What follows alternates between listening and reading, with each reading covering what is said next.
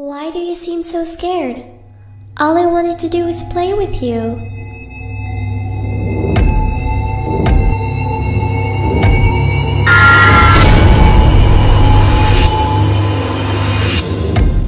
I am right behind you.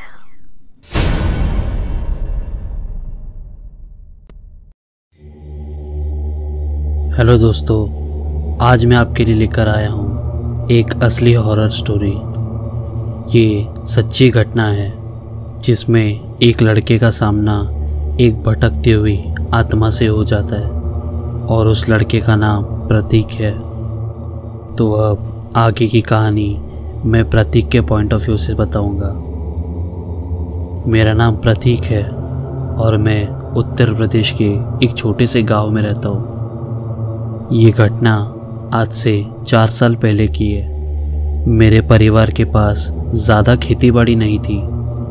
मैं काम की तलाश में लखनऊ शहर आ गया। लखनऊ में मुझे काम भी मिल गया और मैंने अपने रहने के लिए काफ़ी कम किराए का कमरा भी ले लिया। पर मेरी समझ में ये नहीं आ रहा था कि आखिर इस कमरे का किराया इतना कम क्यों है। खैर, मैंने इस बात पर ज़्यादा गौर नहीं किया और उस कमरे में रहने लगा। कमरे में आने के 1-2 हफ्ते तक सब कुछ ठीक ही था, पर उसके बाद मेरे साथ कुछ अजीब अजीब सी घटनाएं होने लगी। जैसे मैं सुबह काम पर जाता था तब मेरे कमरे का सामान अपनी जगह पर होता था और जब मैं लौट कर आता था तब मेरा सारा सामान फर्श पर बिखरा पड़ा रहता था। पर ऐसा अक्सर ही होने लगा था। मैंने तब भी इस बात पर ज़्यादा गौर नहीं किया और सोचा कि चूहे या बिल्ली की वजह से ऐसा होता होगा। सबसे डरावनी बात तो ये है दोस्तों कि जब मैं रात को सोता था तब मेरे कमरे के बाहर किसी औरत की चलने की आवाज़, तो कभी किसी औरत की रोने की आवाज़ साफ सुनाई पड़ती थी, जिसे सुनकर मैं बहुत डर जाता था और मैंने सोच लिया कि जल्द से जल्द कहीं और कमरा देख के मैं इस कमरे को खाली कर दूंगा।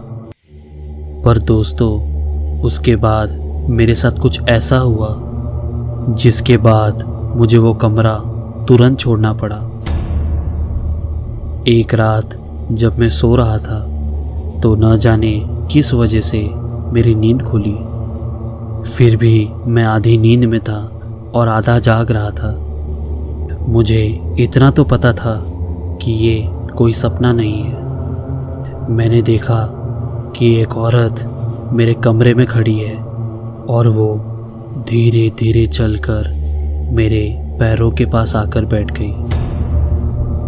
तो मैं सोचने लगा कि ये कौन है और मेरे कमरे में क्या कर रही है। मैं डरा नहीं, बल्कि मैं सोच रहा था कि ये कौन है। फिर वो मेरी तरफ पलटी। मैंने उसका चेहरा देखा। उसका चेहरा जला हुआ था। उसे देखकर मेरे मन में काफ़ी सवाल आए और मैं कुछ सोच ही रहा था कि तब तक वो उठी और दरवाजे के पास जाकर गायब हो गई।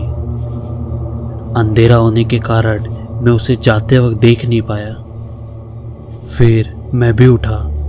दरवाजे के पास जाकर मैंने बाहर देखा तो बाहर कोई भी नहीं था। फिर मुझे याद आया कि मैंने तो दरवाज़ा अंदर से बंद करके रखा था, तो ये अंदर कैसे आ गई। ये सोचकर मैं बहुत ज़्यादा डर गया। फिर मैंने पूरी रात जागते हुए काटी। फिर अगले दिन मुझे तेज़ बुखार चढ़ गया और मैंने जाकर डॉक्टर से दवाई ली, पर उस दवा का कोई असर नहीं हुआ। फिर मैं तुरंत अपने गांव चला गया और मैंने अपने मम्मी पापा को ये घटना बताई, तो वो मुझे एक बहुत अच्छे पंडित जी के पास लेकर गए। पंडित जी ने बताया कि इसके ऊपर एक आत्मा का साया है, पर डरने की कोई बात नहीं है, मैं इसे ठीक कर दूंगा। उन्होंने कुछ लौंग मुझे दी। उसे मैंने अपने हाथ पर बांध लिया और धीरे धीरे मेरी तबीयत में सुधार होते गया। उसके बाद मैंने उस कमरे को तुरंत खाली कर दिया और फिर जब मैंने उस कमरे के बारे में पता लगाया तो मुझे पता चला उस मकान के मकान मालिक की पहली पत्नी ने अपने आप को आग लगाकर खुदकुशी कर ली थी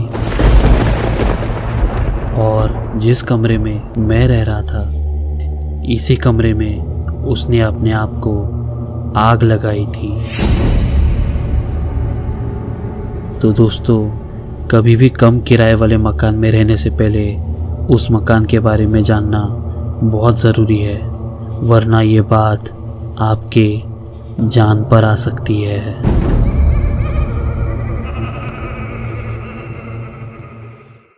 तो दोस्तों, ये कहानी आपको अच्छी लगी तो लाइक मारो और अकेले डरने में क्या मज़ा, अपने दोस्तों को शेयर करो और उन्हें भी डराओ।